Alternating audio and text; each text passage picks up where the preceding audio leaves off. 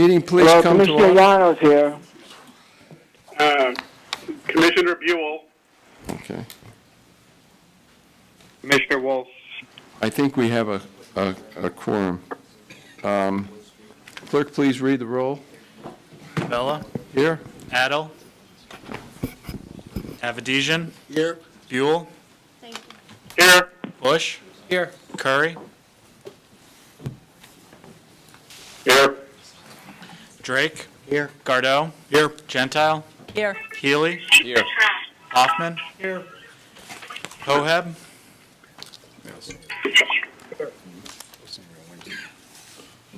I see Commissioner Hoheb's on the WebEx. Holloway, Here. Yono, Here. LaChance,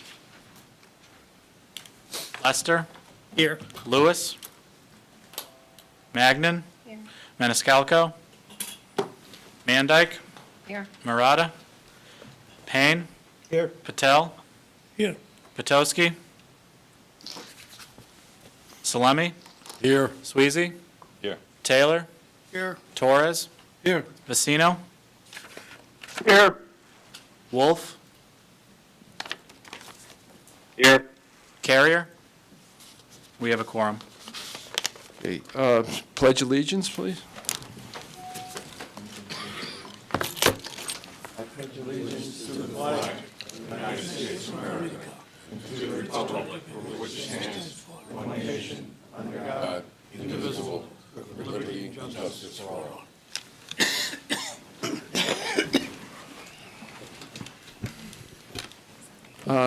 Commissioner Gentile, could you come up, please, to be sworn in? Can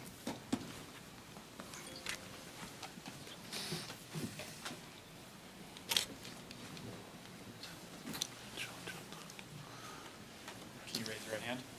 Do you solemnly swear that you will faithfully uphold, according to law, your duties as a Commissioner of the Metropolitan District of Hartford County to the best of your ability? Congratulations.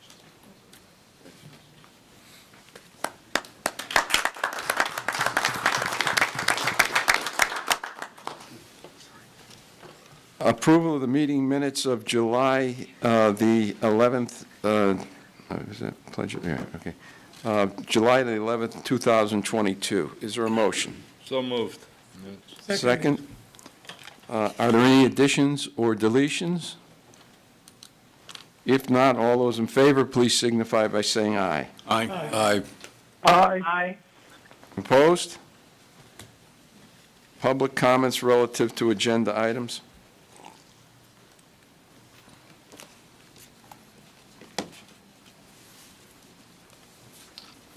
No public.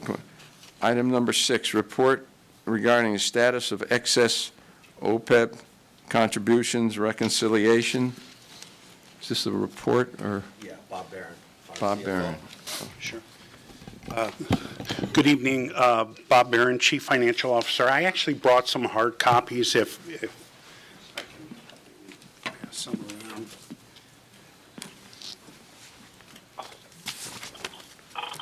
Let's see.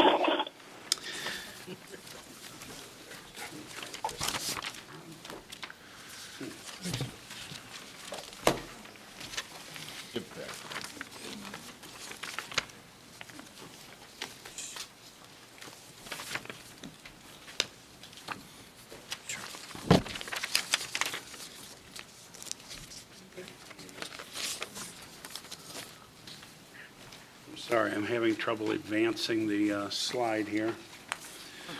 Kelly, any help? Al, did you have a? No.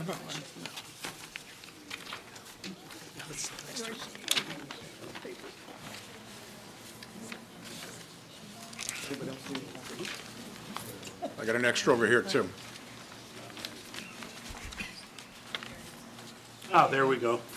We'll do it the manual way. So this is only a 3-slide presentation. It's a quick update to bring you up to speed on some of our reconciliation work with Anthem and the OPEB issue that first came to light when Becky Seelman presented her OPEB and pension valuations back at the end of June. We're going to give you an update. The first bullet just says, show you our preliminary results. I did want to report back to the board that your July authorization to move $5 million from the Webster cash account into the Wilmington investment account was executed on July 12th. At our next PP&I meeting, they will decide on where those funds should be invested and give those instructions to DHOP. I also wanted to remind you of the success we had with Milliman on the contribution to the OPEB fund. You'll see there in the third bullet point, for 3 years running, we've been contributing north of $10 million.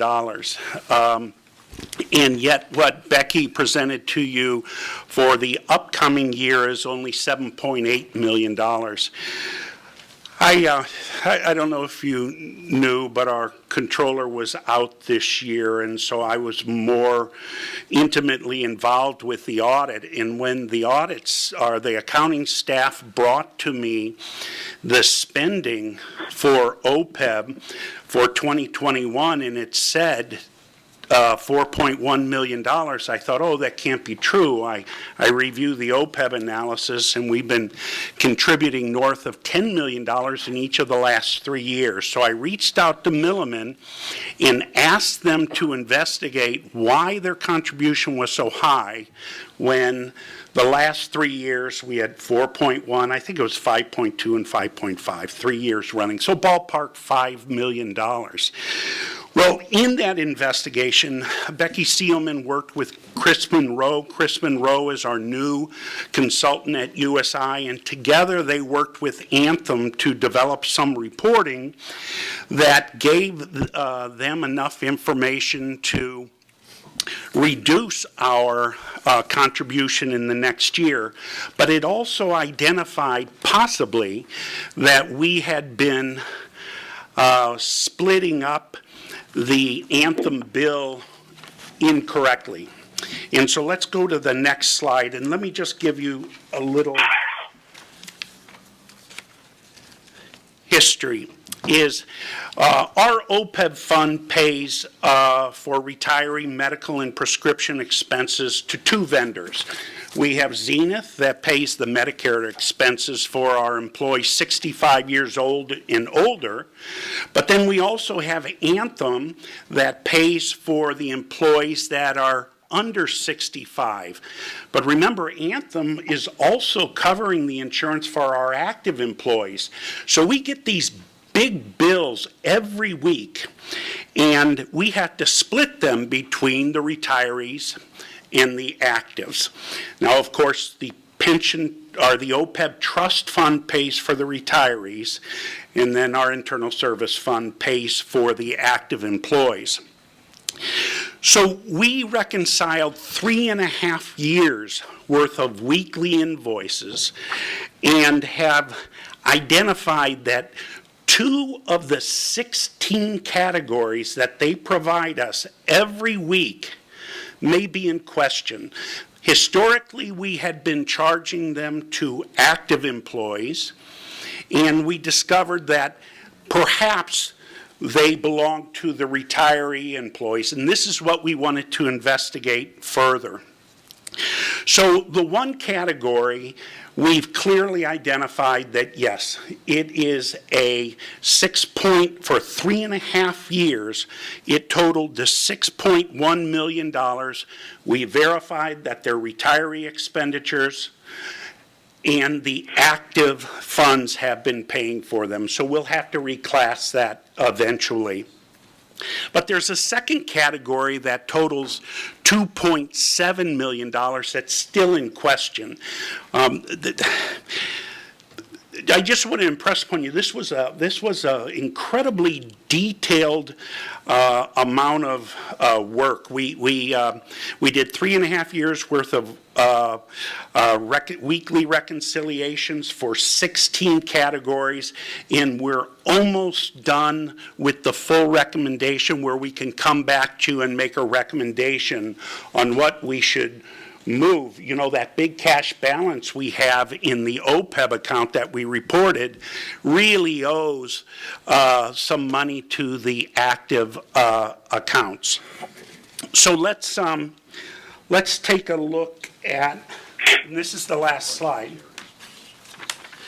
Let's take a look at some information that you had previously seen.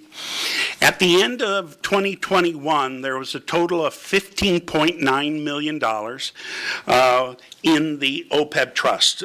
We keep the money in two buckets. We have the Webster Bank bucket that is intended to pay the bills, you know, for Zenith over 65 and Anthem under 65 retirees. In the Wilmington Trust that was established by this board in 2019, I think we first contributed in 2020, you could see what the contribution amounts are off to the right. So that's when we began to question, why do we have $15.1 million in the Webster cash account when we anticipate only funding what we need to pay the bills for the given year? How did that happen? And it appears as if some retiree expenditures that would have normally been taken from this Webster account were actually being paid by the active account. So let's skip forward to 6 months later, give you 6.5 months later, and 7 months later, I guess it's August now, right? And give you the current values of what's in the Webster account. There's $18.2 million in there now. Just quick math, we had 15.1 at the end of the year. Our contribution for all of OPEB was 10.7. 500 went into Wilmington, 10.2 went into Webster. So 10.2 was added to that 15.1, and then minus all the expenses, and minus the $5 million that you authorized us to move into Wilmington, now has $18.2 million. And you'll notice that the Wilmington Trust is, you know, about $5 million higher, right, because we moved the money in. So what everybody's interested in is that surplus in that Webster cash account. So I took a look at the first half of 2022 and said, well, how much did we spend on retiree expenses? And the total is $3.9 million. Now that includes 2.7 from Anthem for the under 65 and 1.2 for Zenith for the over 65. So $3.9 million. Well, I think it's reasonable to assume that maybe the second half will be about the same $3.9 million. So what happens if I take that $3.9 million, you know, for the estimated second and half expenses and take it away from that cash balance in Webster of 18.2? How much money would we have left? And the difference is 14.3. This is the very last bullet. So what could we do with the 14.3? Remember, we've already moved $5 million into Wilmington, so this is 14.3 million. Well, we know that there's $6.1 million of that we've reconciled, that we determined is owed from the pension trust into the active account. So that 6.1 has to come out. But that's only through, that's 3.5 years, 19, 20, 21, and half a year of 22. Well, we need to take care of the other half of 22, which is $2.2 million. And then we have that on the previous page. Remember, there were two categories that we needed to reconcile that totaled $8.8 million. Well, there's a second category that's unreconciled yet. We have not definitively determined that that amount belongs to either category yet. And so, but possibly, it's for retirees too. So if we take those three amounts, the 6.1, the 2.2, and the 2.7, how much of that 14.3 million do we have left over? And the answer is $3.3 million. Now, what we would recommend to you is we leave a adequate amount for a reserve. If we have an $8 million spend, a 20% reserve, leave about $1.6 million in Webster, just for unanticipated future expenditures, and the rest could go into Wilmington, just as you approved the $5 million. Lastly, I just want to give you an idea. I think a big question would be, how in the world, when you received these 16 categories, did you not put them into the right buckets, either actives or retirees? And as we looked at the reports, the naming convention of these categories are really vague. Some of them are duplicated. Even some of the, remember I said there's 16 and we looked at 2? We actually verified the other 14 as well. Because of the naming convention, they were so, duplicative and nondescript. But we verified the 14 and we were left with only the 2. And that $2.7 million unreconciled, the name of that account is default. So the accounting staff had just, as a default, booked it to the active employees. But what we've asked for from Anthem is to, we've spent 5 weeks working on all the detail and reconciling everything with them, but I spoke or exchanged emails with a new regional vice president, Mark Quinn, for Anthem, and he promised that he's going to dedicate the resources to give us what we need. What we need is 2 bills on a weekly basis, completely separated: medical, prescription, stop loss, administrative fees, all of the categories. We need 2 invoices. We need one for our retirees and one for our active employees, because it's incredibly burdensome for our staff to have to take all this detail and reconcile it. But I think we're in a position to objectively make a recommendation on what truly is owed to the active accounts very soon, in addition to fixing it for the future. And just one final thought is Anthem's contract is currently out for bid for January of 2023. They are very anxious to provide us exactly what we need. In my email to the new regional vice president, I said this will be a requirement of the successful bidder for the upcoming award for our insurance coverage, is that the new company be able to provide this split. So I'm confident in relatively short order we're going to be able to come with a recommendation to you from what we need to move from OPEB to the active accounts. But that's our quick little update for you. All right. Mr. Chairman, I'm sorry, Commissioner Sweezy, it's all right. because they don't know, on the phone, they don't. Commissioner Sweezy, could I ask Bob a question, Bill? Sure. 2020, we had approximately a $5 million surplus in the OPEC. That's right. 21, approximately $5 million.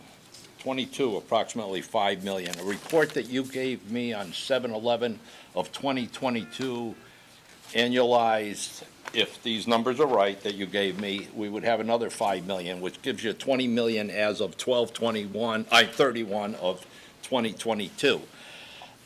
We took $5 million of that and put it into the OPEC managed account at Wilmington with David Lee Dahab. Yeah. You're saying that we go back to 2020 and that approximately $5 million surplus, we have to put that into the active account? And then, if so, were there surpluses in 2021 or 22 or deficits on the other side where you want us to put that money? The way I look at it, we've overcharged our towns and our ratepayers that $20 million over the last 4 years, and it was just caught. I don't know how you can have a $5 million surplus year after year and at budget time not bring it to us. Okay, yeah. that's not my No. question. That was just a statement. Yeah. My question is, we have $15 million left after we moved the 5 million at the last board meeting that I made the motion to move the 5 million. Why those were surpluses from, it'll be 3 years ago. Why would we take that and put it into whatever you said, the active account? Well, And so is there a surplus once we do that? sure. Oh, okay. I mean, I understand I understand your train of thought, but I need to make it very clear. We did not overpay or overcharge the towns and city in either our ad valorem or water rate. Remember that we need to pay for the medical and prescription promises we made to our retirees and our active employees. So all that funding comes from our water rates and our ad valorem. It's just that we were putting it into the wrong bucket. So the amount charged was the amount that we needed to raise, but we put So there too was a much deficit- into the there was a OPEB. deficit. Ray, That's right. Ray, let him Yeah, so, finish, then you can ask another question. so that's important to note. I think you make a good point, though, because if we were determining our budget for the active accounts based on what we were being charged, and if what we were being charged included some retirees, if that budget was overstated, we will bring before you a lower dollar amount for the upcoming 2023. That is a legitimate point. But the amount raised was not in excess of what we owed for the combined active and retiree employees. So could you give me a breakdown in the next month on how much deficit we had each year for 2020, 2021, and 2022 on the other side? Like versus the budget Yes, deficit. right, Sure. yeah, versus if we budgeted 10 million and we spent 12.5. You're saying we spent more in that other account, but less in the OPEC account, where we had the surplus. Okay, keep in mind, this is going back to finance and to PP&I, relative So to, when you come to PP&I, show us the deficits in the budget on Right. those years. Thank you, I will. thank you. I just want to clarify. Chief Executive Officer. I think a little confused. When Bob says that this money should go back to the active account, so obviously, this money is the MDC board's money, it's the town's money. So if the board so chooses to take this $10.4 million and give it back to the towns by way of budget, by way of anything, you can do that. So the question becomes, in 2023, how much do we need of that $10.4 million to actually do whatever the board chooses? Do you want a 0% increase? Do you want a 2% increase? So that money is the budget of the MDC, which in turn is the town's. So you'll decide at finance and PP&I Right. what to do with that $10.4 million. further, anybody? Commissioner Payne. Thank you. Could we also get a report, who the auditor was for the MDC for the last 5 years, and why didn't they pick this up the last 3 years? If it was the same auditor from before, they should have known about it in 4 years ago or 5 years ago. So why wasn't this caught 3 years ago, brought to our budget, and said, hey, we don't need to put in $10 to $11 million in our OPEC, we're only spending 5, we can reduce our budget. I'd like to know why our auditors never picked this up, or our staff. You, We'll provide that information, and that, I think Commissioner Mandyke asked similar questions of that as well at the Board of Finance. So Thank you. we'll provide that information. Further questions? Just as Go ahead. a point of clarification, when I said to move the 6.1 that we've identified and potentially another 2.2, that $8.3 million will go into the internal service fund. The internal service fund is designed to pay the bills for sewer operations, water operations, and for the employees that are charged to capital. So it's not designed to have a balance. When that money is moved in, we will have a positive, in this case, what did I say, 6.1 and 2.2, $8.3 million that we will not have to put in for 2022 because, so you'll be able to reduce the amount that you normally contribute in for 2022 because the actives now have All I that wanted to know. balance. You answered it. Thank Okay, you. good. Okay. Thank you. Thanks, Bob. Thank you, Bob. Thank you. Okay. You gotta go through to get him to say. Item 7, I'm going to relinquish the chair to the vice chairperson. Chairman, before you do, can I ask you a question? Right. I'd like to know if you have a conflict of interest with Attorney Sandler or his firm, and whether or not you presently or in the last 2 years that Sandler or his firm have done any work for you, personally or for one of your businesses. Yes, they have. Thank you.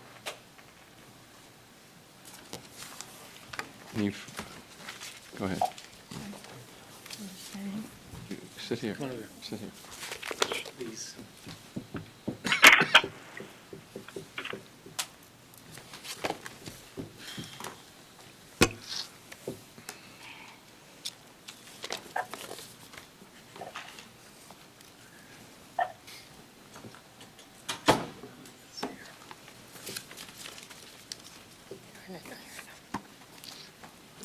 All right, item number 7, consideration and potential action regarding outstanding 2021 and 2022 Sandler and Mara PC legal invoices.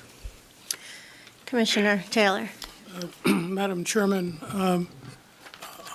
I wish to make a motion that this matter be referred to the Internal Audit Committee. The scope and scale of the inquiry, I am going to ask that our counsel please read what that would be involved there. I just wish to remind the members of the board that Attorney Stone is counsel to the board, and that we do have the right to consult him and to refer, to deal with him in terms of matters relating such as this one. So with that. If I may, Madam Chairperson. Thank you. Attorney Chris Stone, I did speak with the maker of the motion prior to the motion being made about the substance of the motion. Simply put, it is a referral to the Internal Audit Committee, but in doing so, this board can also set the parameters of what the board or that commission will discuss, investigate, examine, and evaluate, and also set a time frame within which they should begin their deliberations. You don't have to do the latter. As to the former, I think it's the best practice is to define the scope of their work.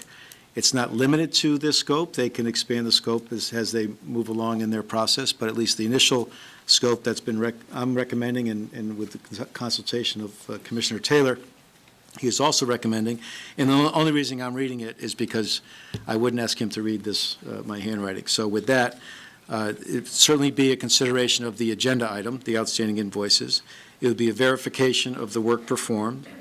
It would be an investigation as to whether the work and invoices were properly authorized by an MDC representative with authority to do so.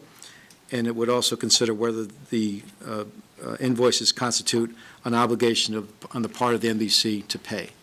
And then, as I said, in addition to that, anything in their doings that they feel is appropriate to look into. And that should be added to the motion that was submitted by Commissioner Taylor and needs to be seconded. Second. Sorry, who was, who seconded? Commissioner Torres. Okay, thank you. All right. This is a debatable motion. It's debatable as to whether to refer. Yes, thank you very much. If I might, again, Attorney Yes, Stone, Attorney Stone. I don't mean to interfere, but this is an interesting concept. But, so Robert's Rules of Order has a nice little summary chart of what motions are debatable, what motions are not debatable. In their summary chart, Robert's Rules of Orders, which we follow, indicates that this motion is debatable. But in the text of the actual rules, there's a limitation on what can be the subject of debate. So I'm going to read verbatim what Robert's Rules provide. First, it is debatable. Second, the debate can extend only to the desirability of committing the main question and to the appropriate details of the motion to commit, as explained below, which we've added to the motion, Commissioner Taylor's motion. However, not to the merits of the main question. Now, there was some debate going back and forth on whether the merits of the main motion could be, or the debate on the merits of the main motion could be included in this portion of the proceeding. Clearly, under Robert's Rules, it cannot. There may be some items that you might want to bring in the debate to the attention of the committee, which don't necessarily go to the merits, but maybe some reason why you would prefer either to refer or not to refer. That being said, there is another part of the agenda that is not controlled by Robert's Rules, which is very general and nonspecific as to what can be discussed.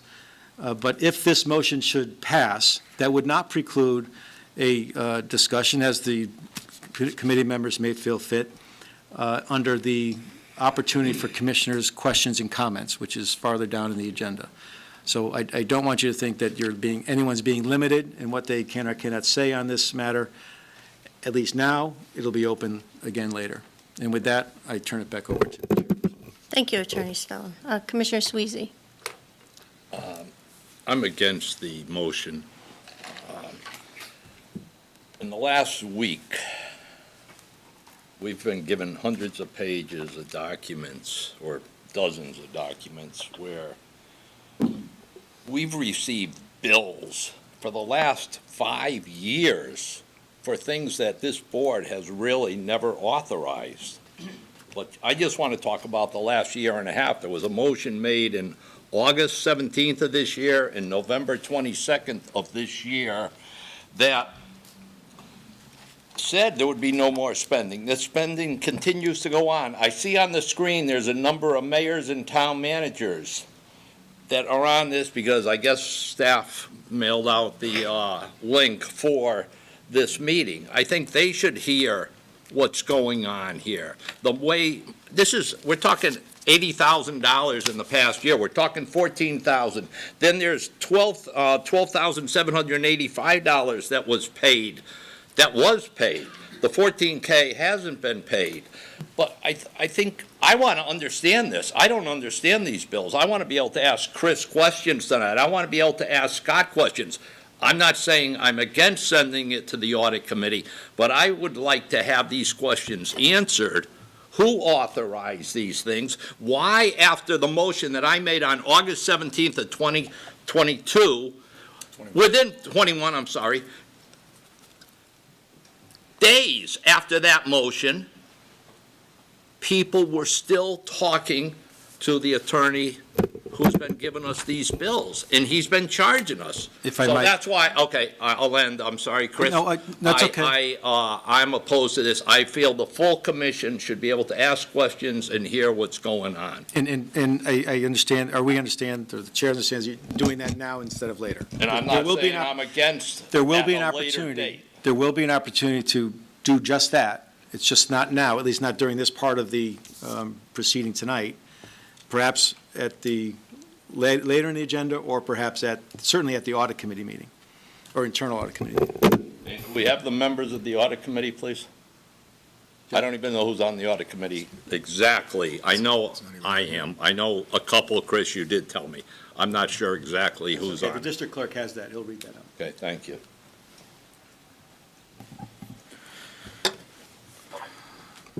The audit committee is Commissioners Curry, Gardeau, Hoffman, Lewis, Mandyke, Payne, Sweezy, Taylor, Vecino. I'm recusing myself.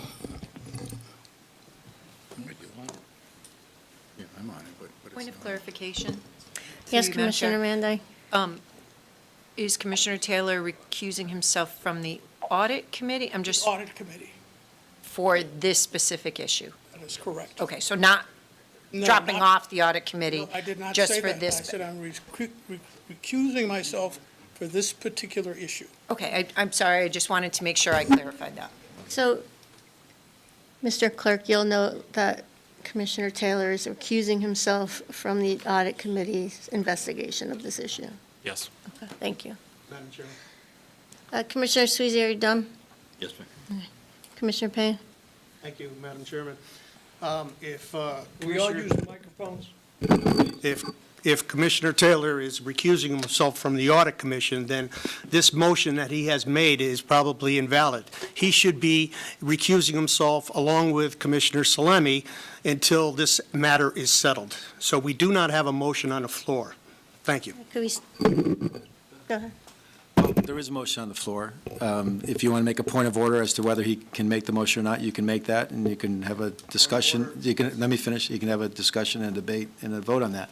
He is recused, he has merely informed the board that he is recusing himself from consideration as a member of the audit committee. Tonight, it's not even on the merits of the issue. It's simply a referral to that audit committee. It's not on the merits. Well, if I could finish, Madam Chairman, Well, no. You can make a point of order. yeah, point of order, I believe he doesn't have the authority to make a motion. He has a conflict of interest.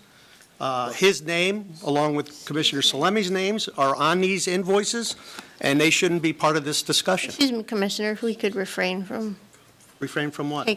making statements about other members. I'm telling you that Commissioner Taylor's name and Commissioner Salemi's names are on these invoices.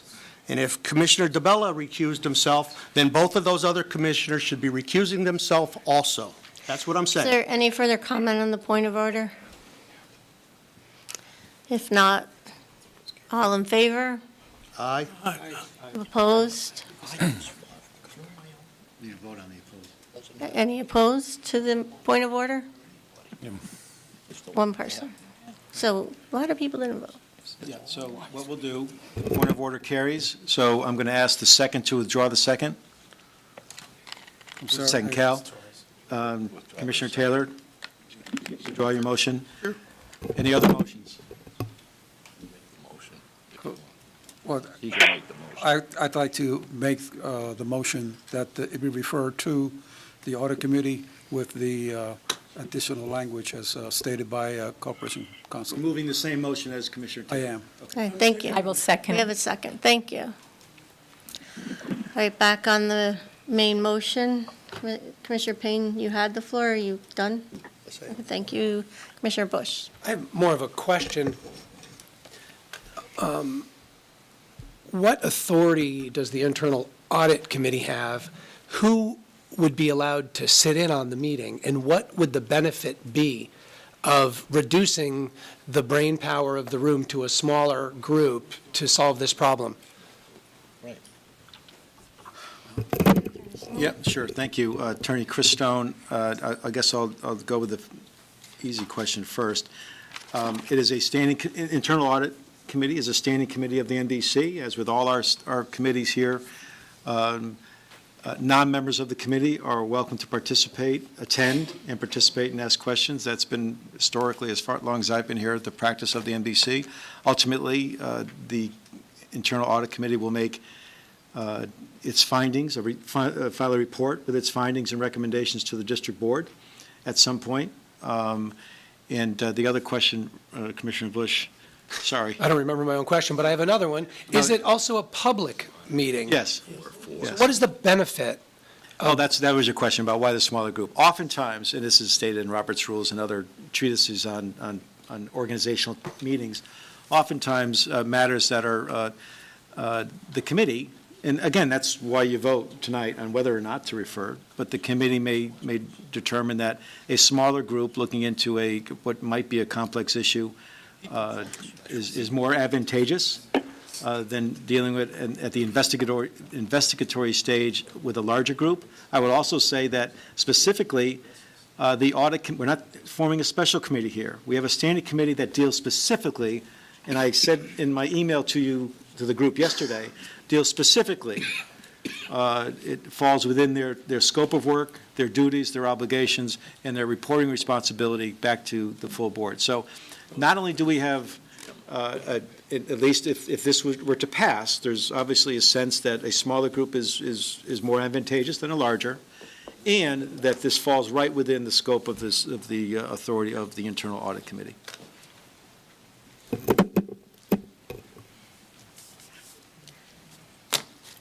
Commissioner Mandyke?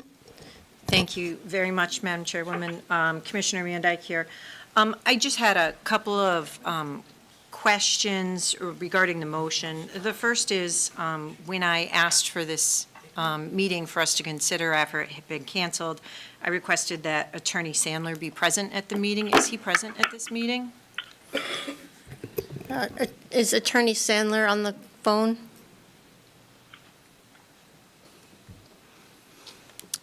He's I not believe present he's, physically. yeah, so he's not here. Okay. And a follow-up, if I may, Madam Chair? Have anyone, I guess, Mr. Stone or Mr. Jellison, have you heard, through the chair, have you heard whether or not Mr. Sandler was going to attend? Has there been a communication to inform him to come this evening or invite him to the meeting this evening? John, if you would, the invite went from District Clerk Myrtle, so why don't you respond to that, John? Yes. I emailed Jim Sandler on Friday, gave him a copy of the agenda, and expressed that his attendance was requested. He responded asking, is it an in-person meeting or via Zoom, WebEx? I told him it's mostly in person, there's a remote option, and he responded with thank you. And I had requested that he notify us if he was attending, but he didn't state one way or the other if he was. Thank you. And one last, if I could, Madam Chair. Just for a point of information, I originally requested this, that we continue this meeting today or have this meeting tonight on 7/19, following our last district board meeting. Commissioner Payne had several questions about Attorney Sandler's bills. On 7/19, I had emailed the chairperson, and at that time, I had not received, or shall I say, I emailed him and asked him whether or not he or Commissioner Salemi directed any outside people or companies to do work on behalf of MDC with the promise of payment. I did not receive a response. On 7/26, I emailed again. I did not receive a response. And after that, once the meeting was canceled, I asked for the meeting to be reinstated for this evening's. Just a point of clarification. Thank you, Commissioner Gardo. Thank you, Madam Chairman. We called the special meeting tonight to talk about this, not to kick the can. And I believe that we should, I'm going to vote against the sending it to the Internal Audit Committee because we're all here. We don't have to be here, and so Thank we'll see you. what happens. Any other questions or comments? Commissioner Payne? Yes, I have two questions. I'd like to know if any commissioners received a call from the chairman in the last week discussing today's meeting. Also, would like to know from our district council if he made any calls to commissioners concerning or possibly encouraging people to vote for an audit. Was there any communications? So we're fully transparent. Well, I can answer for me. Any communications that I sent out were sent out to everybody, as you know, from an email that you received yesterday. I did receive inquiries from commissioners over the past week or so about options for tonight. I laid out the options. I did not advocate for any particular option. That's not my job to do. But this was an option. There were other options, motions to postpone, motion to postpone to a definite date. All those options were discussed, and a motion, quite frankly, to move forward. And we were prepared to move forward. So that's my side of it. I don't know, I cannot speak for anyone else. Well, I consider that Commissioner Curry? yes, Commissioner? And, yes, I initiated calls to both Bill and to Chris, and they did return my calls. And actually, I'm the one that suggested that not being sure which committee it should go to and possibly audit. Neither Bill nor Chris pushed for any committee during my conversations with them. Thank you. And I did speak with both Attorney Stone and Chairman DeBella in my role as Vice Chair to discuss process, and today a lot about parliamentary procedure. Thank you. And then just finally, like some of the other commissioners, I'm not in favor of this going to the audit committee. We had 5 or 6 commissioners that called this meeting that have brought it to their mayors and town managers. It's an extremely important issue, and we owe it to our ratepayers and our member towns to get this settled in front of the full board here. Thank you. Thank you. Commissioner Bush. Yeah, I just want to point out some what I think are important pieces of information. So I don't know who has read the volumes of emails and seen all the bills, but there's quite a bit of reading, probably 2 or 3 hours of reading to get through it all and to kind of understand it. And I think I'm just going to sum it up in just for my own personal benefit and for the people that are maybe on the phone who haven't had an opportunity. But there was a motion put forth by Commissioner Sweezy. We voted on it as a group that no more money was going to be spent on the South Meadows, period. It was not a negotiable thing. It wasn't a maybe thing. It was no more money is going to be spent. We all voted, and it was approved in 2021, I believe, near the end of 2021. I don't know the exact date. That's not the main point. So I took the opportunity to look at all of the invoices from Attorney Sandler, irregardless of who attended the meeting, even though it seemed that the same people were at every meeting. And just to clarify, there were 79 meetings between January 1st and June 22nd. 79 meetings. Some meetings happened every single day of the week. April 25th, 26th, 27th, 28th, 29th, every single day. The total of those bills is when we're running a big company, that sometimes it feels insignificant when you're talking about a small number, but I think the idea that any money would be spent that it was not authorized by this group or by the chairman or the council would be inappropriate. As of January 3rd to June 22nd, there was $58,313 worth of legal bills for 79 meetings. And there are at least 3 or 4 or 5. Just a cough. There are at least a few dates that actually were duplicated on more than one invoice. So I think that also is important. And additionally, one other thing, there's people's names who are on those invoices that have flat out denied attending the meetings.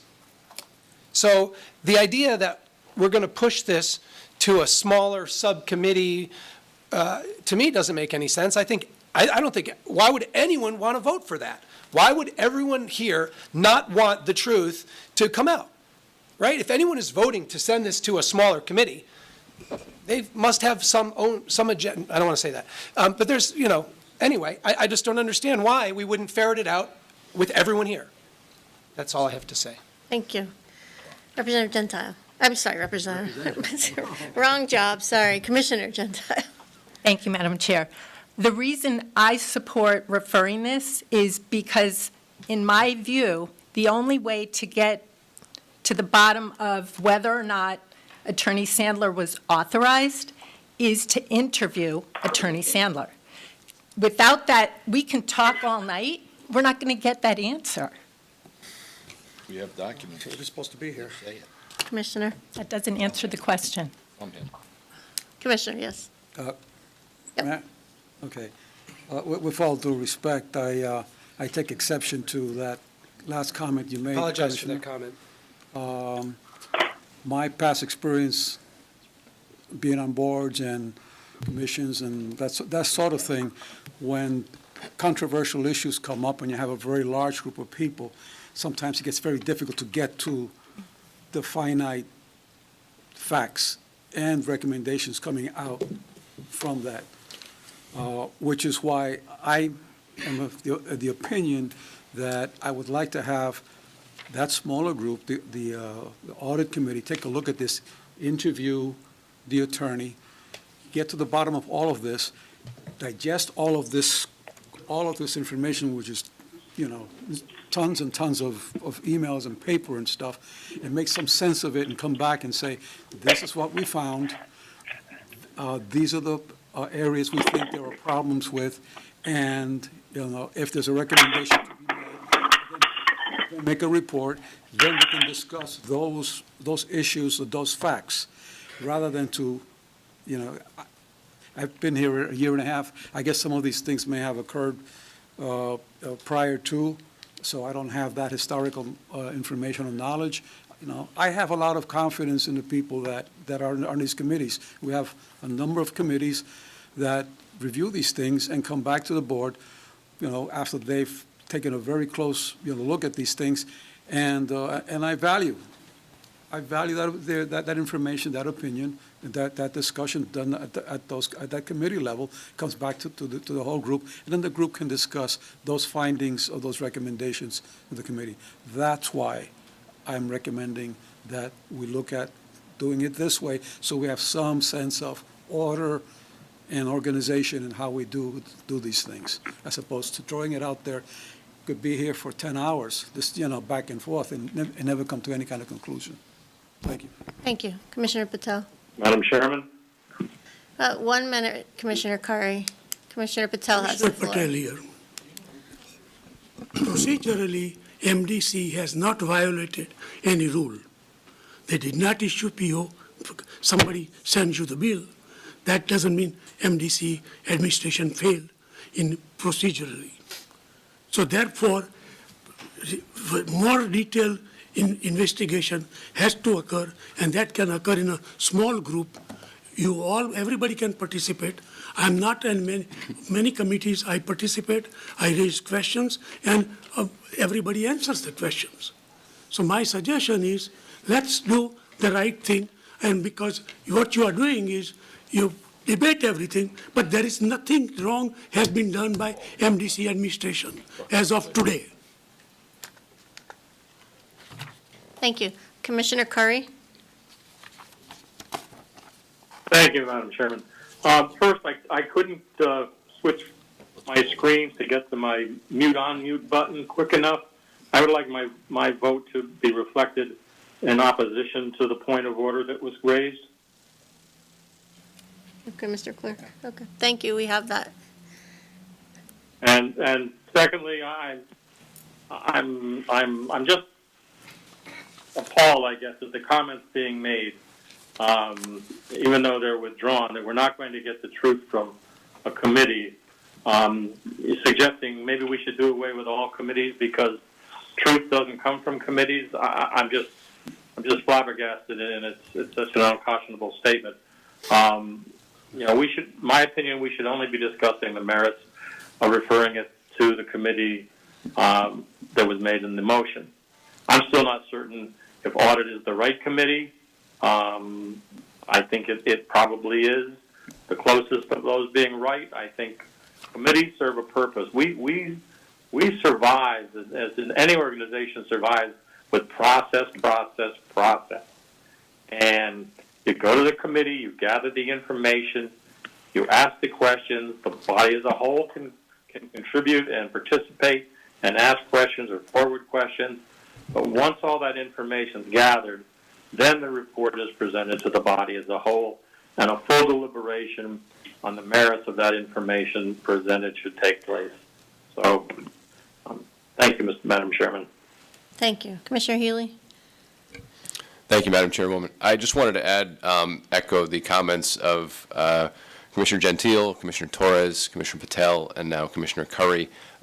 I believe that sending this to a committee is, in fact, the way we are prepared to proceed with these issues. And I think the folks who have expressed opposition to that, I understand where you're coming from. I understand that this is an important issue, that the full board is interested in it, wants to know what has happened, and I think I would submit can be involved in that process.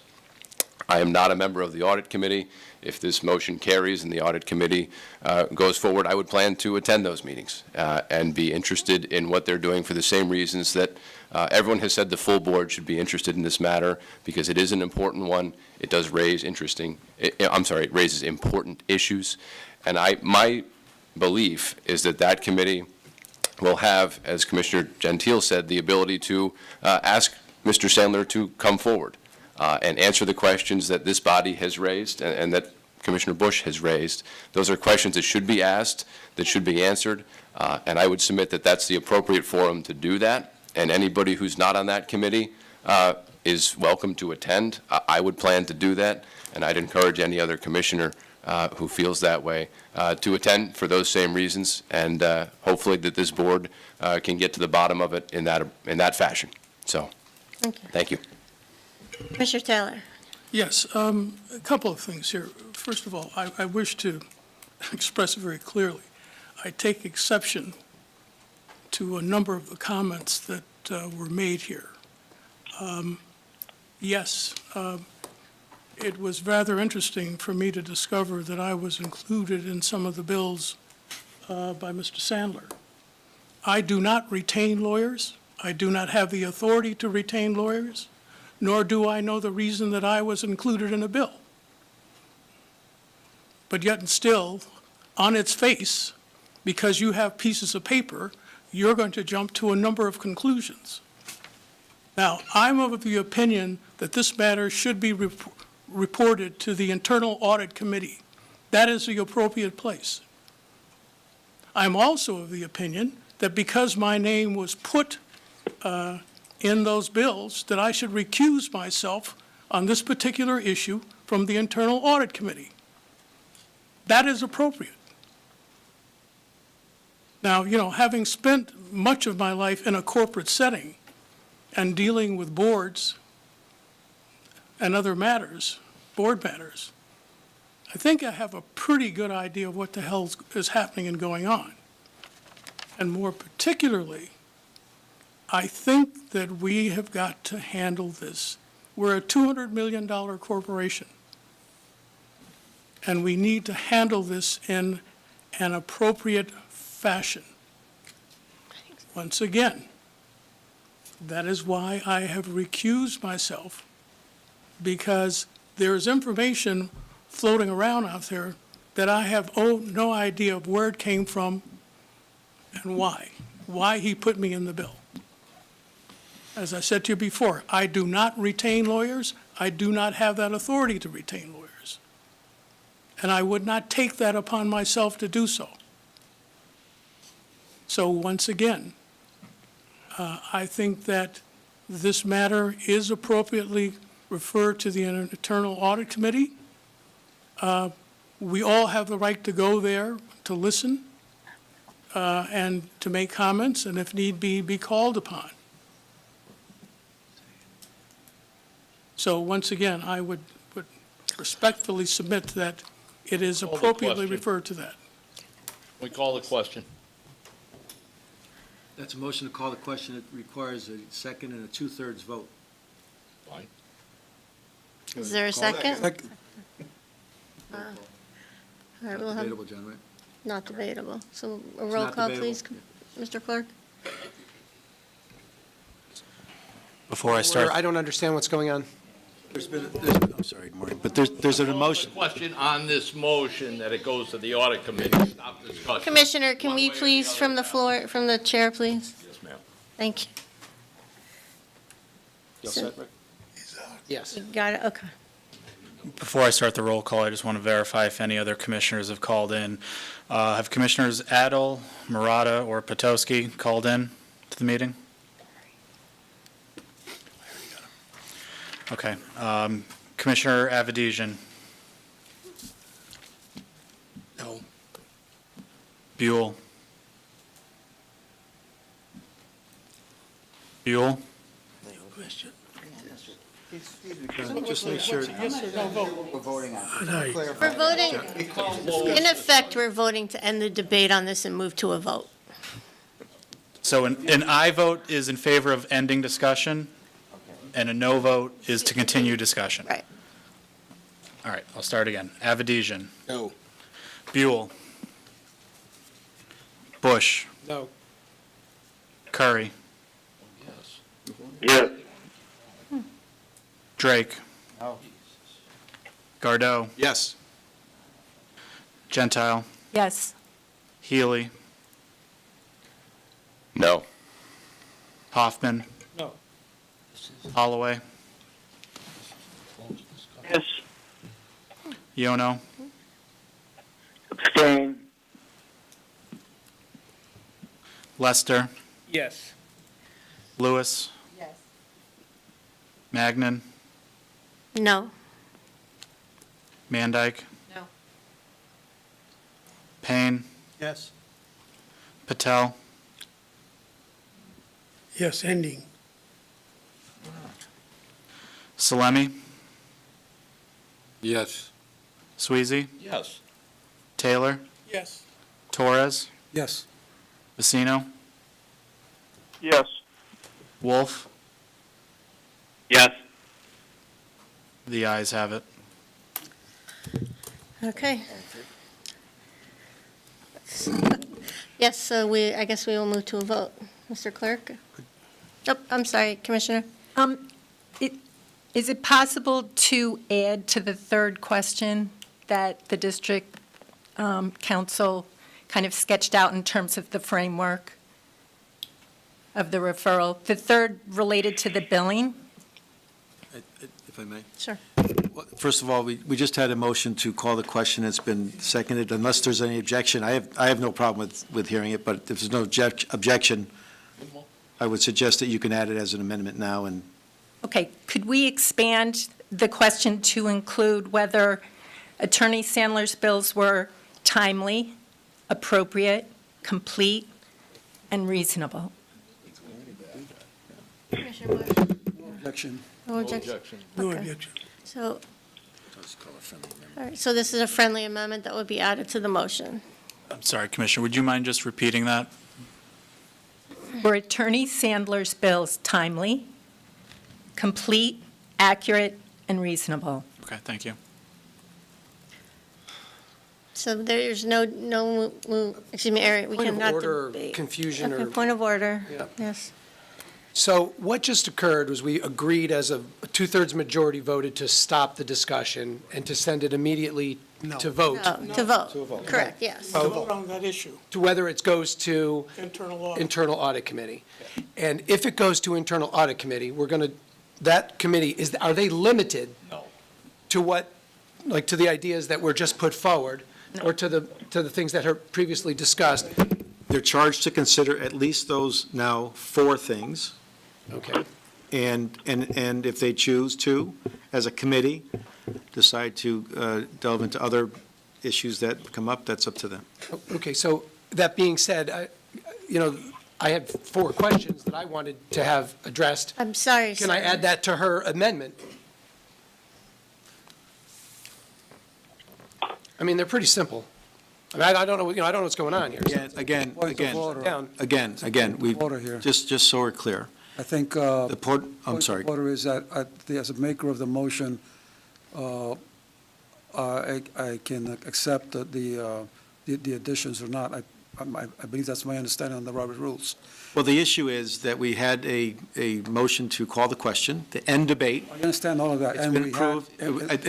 I know Commissioner Gentile, there with was leave no- of the chamber, we allowed that. If you want to allow that for Yes, Commissioner as- Bush. If there's no objection, that's fine. But what I'm saying is that I have no objection if, if it moves this forward and people feel more comfortable with making sure that as much of the questions that need to be asked is fine with me, but I think, I'd like to hear, what the recommendations are, and I may have, with All right, no so without objection. accept it. objection, Commissioner Bush. As a seconder, I have no objection. Yes. Thank you, included. Commissioner. And we're going to stick to questions, not debate on the, Correct. And I appreciate that. Thank you very much. And again, I may be redundant, but these are the issues that I felt were important. My question that I would like the committee to ferret out was, did these meetings actually occur? Who called the meetings? Who authorized payment for the meetings? And where or what is the work product of those meetings? That's my Objection. without objection, we'll add those to the motion. You get that, John? I'll have to listen to it again, but yeah. Okay. Can we move to a vote, please? When you're ready, Mr. Clerk. Could we just clarify what the yes and the no is, just to make sure we've had. we're Yes voting is to refer it. not to go to a committee or for, a yes Yes, is to go to the committee? go to the committee. No is No is not. not, Okay, correct. Thank you. Avedisian, No. Buell, Bush, Yes. Curry, Tell us one more time what we're voting on. We're voting on referring this to the Internal Audit Committee. A yes vote is for referral, a no vote is to not refer it to Audit Committee. Yes. Drake? No. Gardeau? No. Gentile? Yes. Healy? Yes. Hoffman? No. Holloway? Yes. Iono? Yes. Lester? Yes. Lewis? No. Magnan? Pass. Mandyke? Payne? No. Patel? Yes. Salemi? Yes. Sweezy? Taylor? Yes. Torres? Yes. Vecino? Yes. Wolf? Yes. Magnan's yes. The ayes have it. Okay. All right, thank you. Excuse me, Madam Chairman. Yes, Commissioner Taylor? And I asked for advice of counsel on this. Is it appropriate for us to inquire of the chairman of the Internal Audit Committee when he can schedule a meeting at, or the earliest possible date of doing so? If I may. The matters has now been referred, but I don't think it's out of order to add an additional Why don't we just caveat. ask the So chair? I think Well, Commissioner I leave- Vecino's on the phone, so. I leave it to the discretion of the chairman of the Internal Audit Committee to do so, but I think that we need to move this matter along. and not to let it- Commissioner Vecino, can you speak to Commissioner Taylor's question, please? Yes, Commissioner Taylor, this is Commissioner Vecino. I was going to have a conversation tomorrow with John Myrtle, our clerk, to set up a meeting either the end of this week or sometime next week. I'd like to get more details first before I set the meeting, but it'll be no later than next week.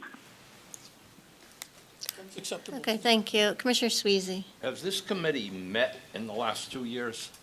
And Yes, last was mid-2019. 19? Yeah, and I would. It's been reappointed since then? As part of. Kate was the chairman, I believe, and Richard was the vice chairman, I believe. And I do not believe in these 2 years that we're in, under this term, we have elected a chairman and a vice Well, chairman. absent an election, the sitting chair would continue, but there should be, There will be an election. Should be an at the election. first meeting for chairman and vice we'll chairman. include that in the agenda for this upcoming meeting. Just want to make that clear. Yep. Richard Payne. Yeah, thank you, Madam Chairman. I'd like to request that the chairman call the meeting in the evening so that the member town managers and mayors are invited and have an opportunity to sit with this internal audit committee to review what they come up with, please. Thank you. You good? Okay, let's move on to item number 8, opportunity for general public comments. Okay, we'll move to item number 9, commissioner comments and questions. Commissioner Bush. I would, in front of the board, I am humbled, and I apologize for my statement earlier about any inappropriate action. It was completely uncalled for, unprofessional, and I apologize, and I retract that statement. Thank you, Commissioner. Commissioner Gardell. Thank you, Madam Chairman. I spent time this weekend reading the emails like others did, and I also did a little bit of research on who Attorney Sandler is, and what came up was an article from the Hartford Courant from March 31st, 1997. This is 25 years ago, and the headline is, "Engaging Lobbyists Described as Generous, Abrasive." And it goes on to talk about how, and I would like this to be distributed as part of the meeting minutes from this, of this special meeting. I'm just, everyone should read this article, and it talks about here about fines from the state lobbying, the ethics. Here's one paragraph from it. Fines totaling $250,000, the most in state history, were levied against Sandler in the Meadows because they could not account for $100,000 in gifts from state employees and officials and their family members, mostly free and discounted tickets. Now, that's 25 years ago. Why the MDC is doing business with a cat like this is beyond me, all right? And I would like to have folks get that article, please. Thank you. Could you share it with the clerk, please? Do you mind? Okay. Commissioner, anybody else? Any other comments? Commissioner Sweezy? Yeah, looking at some of the bills, I'm not going to get in. Sorry, Commissioner, could you speak into a mic? Sure. Looking at some of the bills, and I'm not really going to get into them, but when I see 27, 28, 29, 210, 211 being billed every day, a total of over $4,000 for 5 straight days, and I don't know the names of other than 2, 3 people in all those meetings, and I don't see Jellison's name, and I don't see Chris Stone's name. I would like to have, because I am on the committee, Chris, I would like to just have a sample. I don't care what 3 months you give me in 2020, when Jim did have a contract with us. I don't care which, I want to see what he did for the 80, it was 300, and I want to know for the last 10 years now, how much Jim has made after reading what Pete just showed me. I believe he was making $300,000 a year. I want to know what he did for that, because I don't remember in all the years that I've been on this board, him ever coming in front of us and telling us what he was working on for that amount of money. So tell me the last 10 years, how much he has made. Yeah, 3 months. And give me a sample of 3 months in 2019, 2018. I don't care what year you give me. Just give me a sample. I just want to be clear. You want all the bills for the last 10 years? No. I Okay, want to I'm know sorry. total dollar amount. Sorry, I'm sorry. Thank you. What we Thank have you. paid Thank you. his firm. Yep, and then a And sample. I want a sample of, I don't care, 18, 19, of 3 months. I You don't got it. care what 3 months, you can pull them out. Right, okay. And just give them to me, so I want to see what kind of work he's done. Because I don't see anything on these bills that has to do with the MDC. And I did talk to my mayor today. And I showed her these bills and talked about these bills. Where did the town of Rocky Hill benefit from anything to do with this? And I have a memo here from Scott Jellison that said, stop spending money, signed 8/17/21.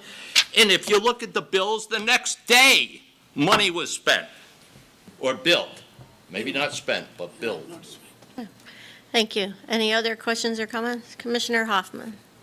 Thank you, Madam Chairman, excuse me.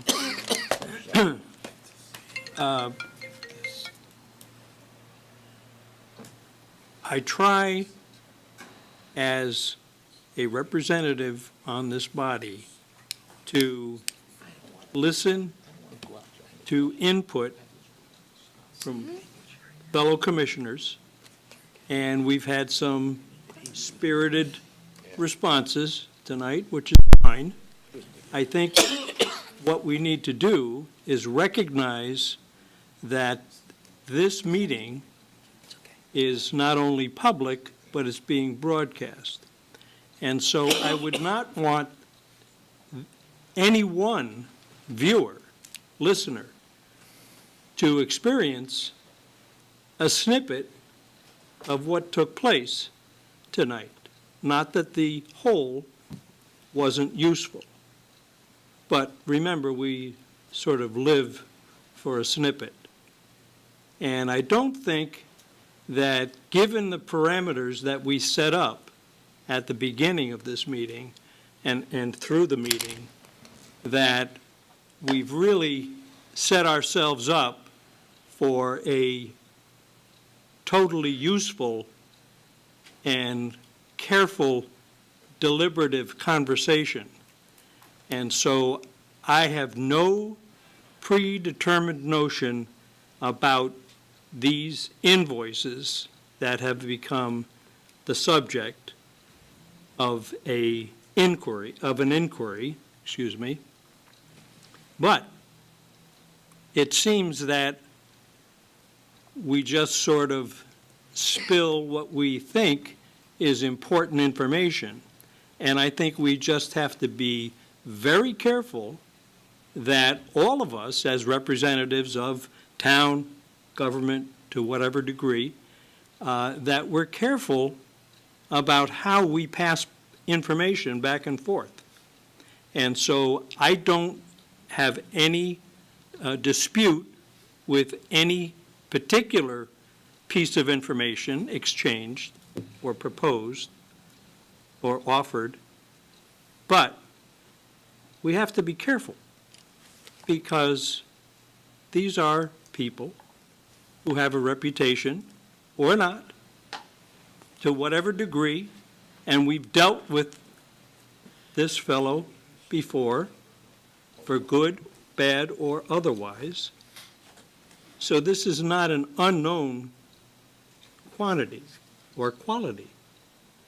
So again, I just want to emphasize that we need to recall and remember our responsibility in our job, and whether we serve on the audit committee or not, we serve on the board. And, excuse me. Excuse me, Commissioners, could you give the floor back to Commissioner Hoffman? We serve on this board, and we do have a responsibility to answer to our appointed authorities. So there's a lot at stake, and much of this conversation, I would assume, probably belongs in an executive session, if anywhere. So, to go back to the beginning where an exchange was offered about, were we called? Were we informed? Whatever those particulars might be. No, I was not informed. No, I was not called. I have the same information that all other commissioners have, which are electronically messaged to everybody on the board, whether it's from the council or from the clerk or whomever it might be. We all get the information. We all know what's in that information. So there is a responsibility, though, to go back to one of the original questions: are we going to spend money or stop spending money? And we have information that we've heard, and verified that, yes, we did take a motion, a vote on a motion to stop spending. But remember, in our charter, in our rules and so forth, we do have exceptions that are made where individuals are allowed to make unilateral decisions up to a certain point. So, again, we need to be a little bit careful about how we're defining who can do what and why they did it or didn't do it. It just becomes a little bit of a spider web, I think, that we all ought to take a step back. And since we voted to move this forward to the audit committee, that's what we did. So there it is. Let's take the process and move right through it. Thank you, But- Commissioner. Oh, Be careful what you say. thank you, Commissioner. Commissioner Manday? Thank you, Madam Chair. Commissioner Mandyke here. I just want to ask a few things of staff, and that is before the audit committee meet, that we look through the billing and commissioners or staff that have been included in those bills since January 1st be contacted to ask whether or not they were actually present at those calls and/or meetings. So we have a record of if they actually attended or were in on those calls. And the second item, Madam Chair, if I could, I was hoping that we could get a date for the Committee on Organization. I believe many of you remember at the last board meeting, I asked that we establish a conflict of interest statement that I believe we went through, needs to go through the Committee on Organization. I would hope that that would happen before our next full board meeting in September, that we could sit down, hash that out, and look at that to be able to propose it to the board. Thank you. Are there any other questions or comments from commissioners? Commissioner Payne? Thank you, Commissioner Payne here. I want to tell Commissioner Taylor that I appreciated his comments earlier, and through you, Madam Chairman, I have a question. It sounded to me that Commissioner Taylor gave the impression that he was not at any of the meetings that his name was referenced. Was wondering if he could clarify that if he chooses. I can't clarify it at this point because I haven't looked at all the bills. I don't know, Okay, thank you. okay? I mean, I just don't know. Next question. Thank you very much, Commissioner Taylor. The next question is concerning Attorney Sandler. This is not the first time we've asked him to come to a meeting to clarify invoices. How do we know, Commissioner, how do we know that Attorney Sandler is going to come to our next meeting when we request him, since he's already failed to come to 2 meetings? How are we going to solve that problem? I'd like to know that. Well, I will certainly, he was invited to attend tonight's meeting.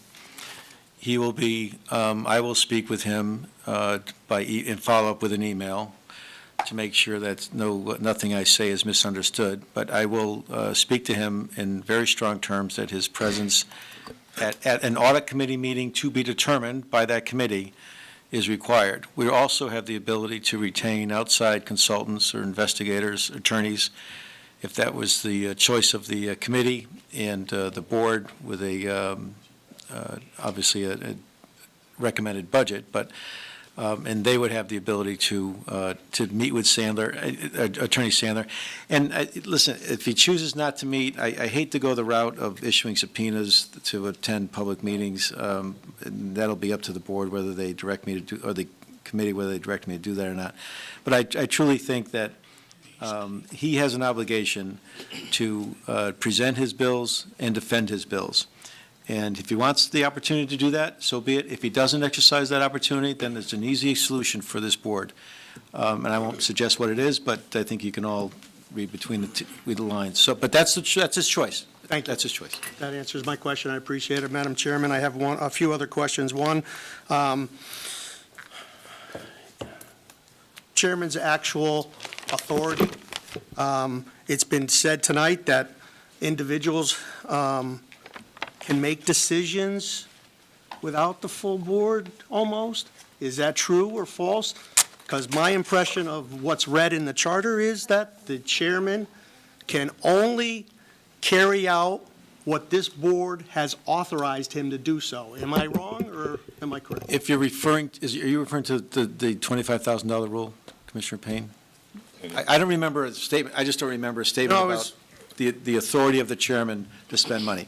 There is a rule in the books that for expenditures under $25,000, and the administration and my office has the authority to expend those monies as we deem necessary.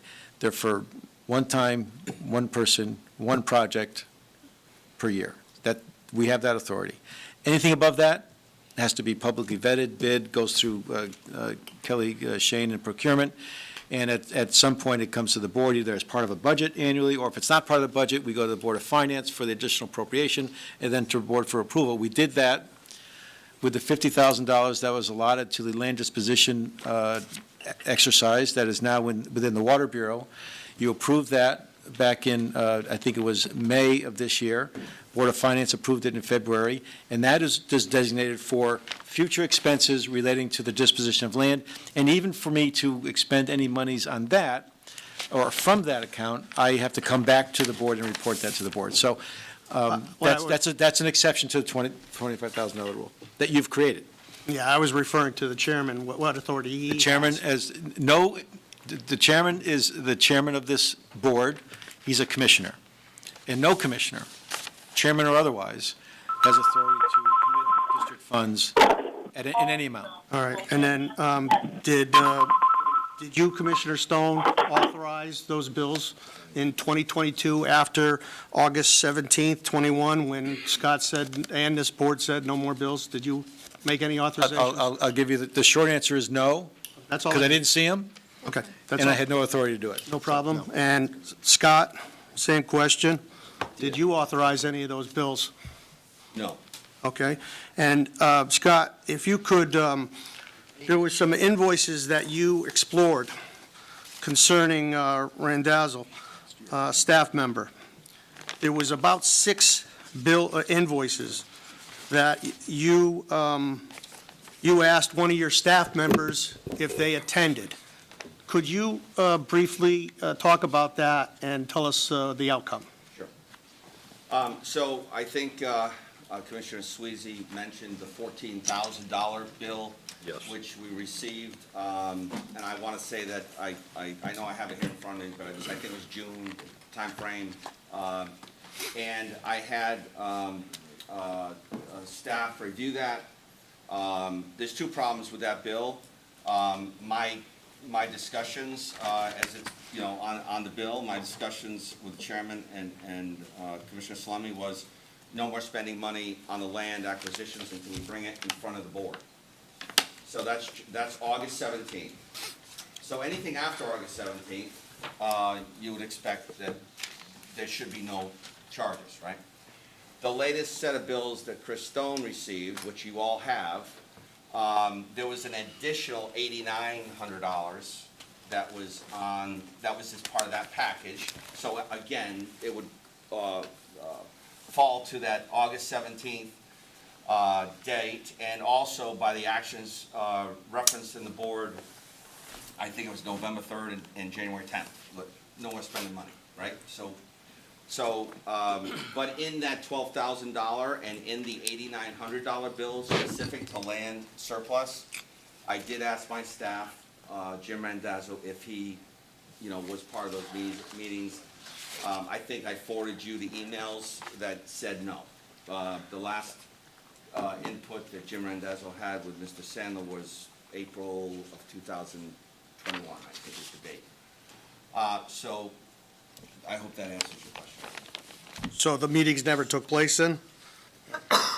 Commissioner, I don't know if the meetings took place. Well, you said in one of your emails that on 2/1/22 and 3/14/2022, that one of your staff members did not participate in those 2 meetings. Correct. Is that correct? That's correct. Thank you. Commissioner Sweezy. Two things. Seeing you were talking about that, could you tell me what the $12,785.50 bill on your same email of June 8th, 2022, why we paid that bill? You don't have to tell me now, okay? It's $12,785. It's your June 8th email. What that bill was for and why we paid it. You can give it to us before the meeting. I don't need it now. And the other thing is, I think we could have resolved all this tonight. I don't think anyone really has a conflict, Al, Buddy. Their names might be once or twice in a teleconference, I don't know. But my main goal was to find out why we were billed from Jim for things that I don't understand at all. And I wanted a motion made where those bills would not be paid. I mean, that's all I was looking for tonight, basically, that the bills not be paid until he, proves to you he's owed the money, and he doesn't have a contract with us. And it doesn't happen in the future that we don't hire anyone. It doesn't have to be an attorney. It could be an engineering firm. It could be a consultant.